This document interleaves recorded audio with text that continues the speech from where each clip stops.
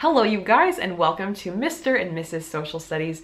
My name is Sarah, and this video is sort of in relation to the pros and cons of teaching video that Jake and I put together, and has been actually the most popular video on this channel. A lot of the comments I've gotten have been about people who are very interested in wanting to become a teacher and were curious about like what to do, how to decide what to teach, and all of that. So I figured, why not just make a dedicated video where I answer those questions and give my best tips to help you. So that being said, of course, this information is coming from my own experience teaching in the US and predominantly from the secondary level, how I understand the education system works here. So I'm sure there will be some differences if you're teaching in another country or even in a very different education system. But I'm hopeful that this video can help answer some of the questions you have. Of course, if I do miss information or don't answer all of your questions, please let me know in the comments below. So you want to be a teacher, what are the next steps? I think something that's really important to start out with is, really decide if you enjoy working with children and to gain a little bit of experience doing that. Sometimes different education programs have tutoring and other different experiences where you're working with kids at the start of a program, but other times, it might not be till the end that you're actually working with kids. So I think it's really great to be proactive and spend some time with different groups of kids, different age groups, and see what you think, because that can really help us figure out, first of all, what age group you are interested in teaching, but even if teaching's the right path for you. If you don't really enjoy spending time with kids, it's probably not the right path. Now, I did make the decision very early on that I wanted to be a teacher back when I was an 8th grader actually, but I was a swim teacher for 3 summers while I was in high school. So I was working with kids all day for that. And then I also taught violin lessons, and I also babysat, and I also was in a future educator club in high school as well. So we had some different various like volunteer opportunities with kids. Needless to say, I spent a lot of time with kids then and really enjoyed it. And then in college, to get into our education program, you had to complete 50 hours of tutoring. So I actually went over the requirements there because I was really trying to decide what I preferred, middle school or high school, and I volunteered at both.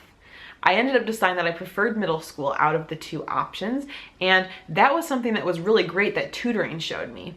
I was kind of thinking earlier on that I would go the high school route, but after working with middle school students and volunteering at the middle school, I realized I liked that level better and it was just a better fit for me. And I would still say that, even though I haven't taught, high school exclusively. So after you've spent some time with youth, you do need to make a decision about what age group is best for you, because most different education degrees or programs have you specialized either like at the elementary level, at the secondary level, and even more recently, at least in the state of Illinois, maybe other places too, it's more broken down like even a middle school or high school endorsement. So you want to really decide what age group you'd like to be teaching because the programs often look very different. Next, if applicable, decide what subject you want to focus on.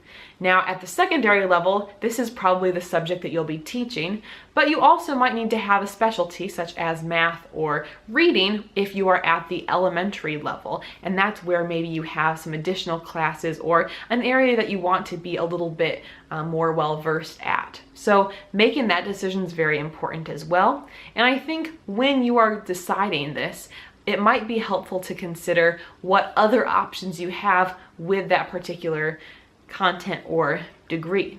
It's very common, especially at the secondary level, for people to try to get teaching endorsements to teach other subjects as well. If you're trying to get a job, if you can teach multiple different levels or subjects, that will often be an advantage for you trying to receive that job because it means that you're more flexible and you can do more. Next up, and probably one of the most difficult to decide, is to decide what program, what place you're going to study at to get your degree. I have found a lot of variation in just the programs I was deciding between, so I can imagine these differences are widespread. So I think it's really important to really analyze what you want and what your goals are when you're making these choices.